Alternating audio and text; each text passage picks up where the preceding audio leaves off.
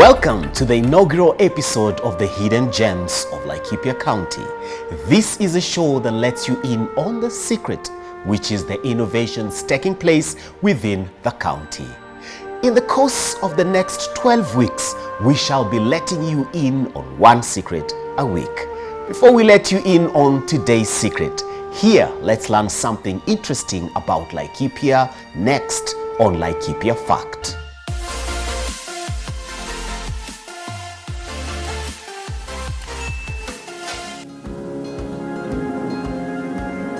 Laikipia County is a cosmopolitan county located on the equator. It has two major urban centers, namely Nanyuki and Nyahururu. Its headquarters is in Rumuruti. It borders Samburu County to the north, Isiolo County to the northeast, Meru County to the east, Nyeri County to the southeast, Nyandarua County to the south, Nakuru County to the southwest, and Baringo County to the west. The governor is His Excellency Honorable Nderitu Murithi, who is deputized by John Mwaniki Madenge. The senator is Honorable John Kenywa Nderitu, and the woman representative is Catherine Wanjiku Waruguru. Laikipia County has three constituencies. Laikipia East constituency, whose MP is Honorable Ali Amin Dedi Mohammed. Laikipia West constituency, whose MP is Honorable Mariru Patrick Kariuki. And Laikipia North constituency, whose MP is Honorable Korere Sarah Paulata. How much of these facts do the people of Laikipia know? Nani governor wa hii county yenu? Nderitu Murithi, unajua. Nderitu Murithi. Governor anaitwa Nderitu Murithi. Nani deputy governor wa Laikipia County? Mwaneki. Deputy wake simjui. Sikumbuki huyu mzee. Joshua Irungu, I don't know. David. Sijakaa sana huko sasa sijui. Anaitwa Mwaneki. Ni constituency ngapi ziko Laikipia County? Mimi ni mgeni. 13. Haijulikani. 47. Sini mbili. Naona kani mbili. Na neighbor county za huku ni gani?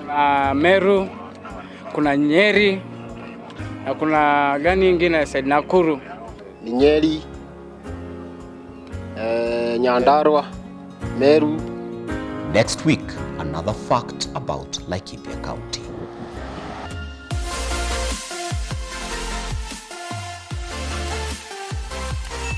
It's time to let you in on the secret of the day. Today, we take a look at AgriFlora Organic Solutions, manufacturers of 100% organic fertilizer, as the founders and co-directors take us through. My name is Kiboi Kuria, and director, founder, CEO, AgriFlora Organic Solutions, which it's a manufacturing company that makes 100% organic fertilizer.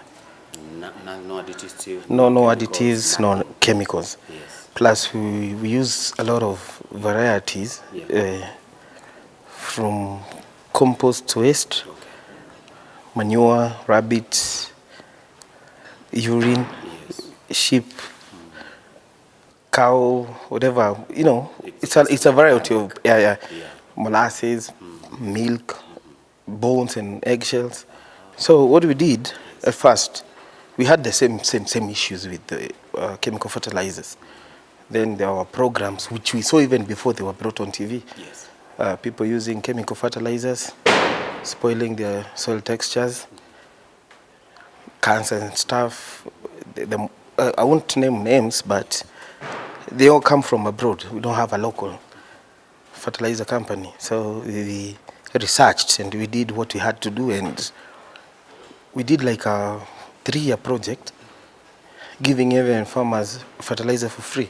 Yeah. And the results were phenomenal. So that's how we started. And okay, at first even we were guaranteeing 40 to 60% more guarantee on your crop harvest. So that's how we started. What we did like 1,000, 1,500 bags. Yes. and it stuck with us. Okay. That initial Yes. For a whole year and something, because so I would say like a lot of the bulkness that what is in it, we mostly we gave for free. Try this. We went to flower farms. So the feedback from them, that's what now has grown us to. Yeah. Phoebe, the co-director, adds on to this and tells us how production started to the level where it is now stable for market consumption. Initially, we see we were doing try and error. We see probably when we look for nitrogen, it becomes elusive. Yeah. It was crazy. We've done a lot of research. So every time we've really improved on the quality. And so right now I can say, at least you have now stabilized. Yes. Okay. Now we have with something stable. The nutrients are stable. Initially we started with I think there were 500. But most of them were giveaways. Yeah, for free. Because obviously you cannot start selling. You have to give for those people to sample. It's called sampling. Yes. For them to get that confidence. Then we went to 1,000. Then right now we are doing, because our machinery has a capacity of 2,000 ton an hour. So we are still growing on the production process, because like now last week we did 700 bags in a span of just a few days. So it was like 5 days. But our biggest challenge right now, we have a dryer. We need a dryer, but at least we're in the process of acquiring one. That one is our big challenge, because our production process cannot go end to end, because we have to use unfortunately, we have to use the climate for that drying process. Of the climate. Yes, which is crazy, but I think everything has to start with a step. As she's talking to me, I'm curious about how the production flow works. She offers to take me round the workshop to explain the steps involved in production. What happens is the raw material comes in. It's usually here. Then it's fed on the conveyor. And yes, then it comes to the crusher. This is a crusher. It's supposed to crush the dry materials to a very fine dust. Then from there to the mixer. Mixer, the foliar I was talking about, is supposed to be, it's usually liquid, the foliar. It's liquid form. That one is made from fruit wastes from the market. So we are even assisting the county in waste management. It's usually fed here because it's in liquid form, because all the dry ingredients like charcoal and manure and other stuff, it's crushed into very fine dust. Now here is where the foliar is fed, plus even some rabbit urine. It's usually made into, and it's all that. Because micro and macronutrients.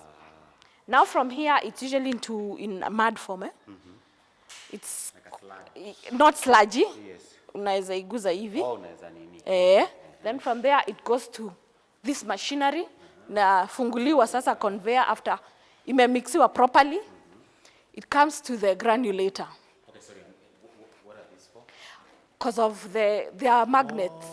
So we nikisema ni jua kali, we have to be very innovative. This is innovation. Yes. Okay. So hata ile waste inatupwa hii tunakujia hapa. So that the metal, we want to make sure especially when it comes here, because this one is material ile imetengeneza is crazy. So this is the granulator. This is where inatengeneza inakuwa in granules. For those especially for the large scale farmers, you see, because of they usually use a planter, so they have to be in granules for even easier for them for planting. Then from there inamwago hapa chini. Now this is where we are at the mercy of the elements. Climate. Yes. Lazima ikaukie hii area. So we want to make sure that the dryer, we will first dismantle, especially this ndio, ile dryer we will acquire. So now it goes. It has to fit in this area. But eventually we're in the process of acquiring, uko nje, we make a bigger nini, so that all those machinery can fit in. Nicely. So from here, it goes to the grader or the screener. So this one you feed. Once ikikauka, sasa inachukuliwa na hii conveyor. This now is done manually. Through this conveyor to this, it's called a screener or a grader, where we have to have a standard size. Yeah. Standard size ile itapita kwa planter. Zile kubwa sana, ndizo hizi. Ndizo zinarudishwa, hakunanga waste huku. Zikiwa kubwa, inarudi. Ile ndogo inaingia. Inaingia, inaenda huko juu. But because hatuna dryer, some of these things are going manually. Yeah. So it goes to the packaging area. Yes. Sasa packaging, hapa inafidiwa kwa hii. Okay. It's fed in there. Yes. Unajua hii imewekwa kando kwa sababu ya that's the manual process. Right now we are employing women. Because vijana walikataa kuchoka. Nini hatutaki kazi? Nyinyi hamtaki kuchoka. So it's fed there. Then we key in kilos. If 50 kilos, we are doing 50 kilos. So we just feed the pale. So it's automated. It's automated. Then now the bags come in. Zinawekwa, inakuja inashona, inamweka. So it's basically that is the process. Yeah.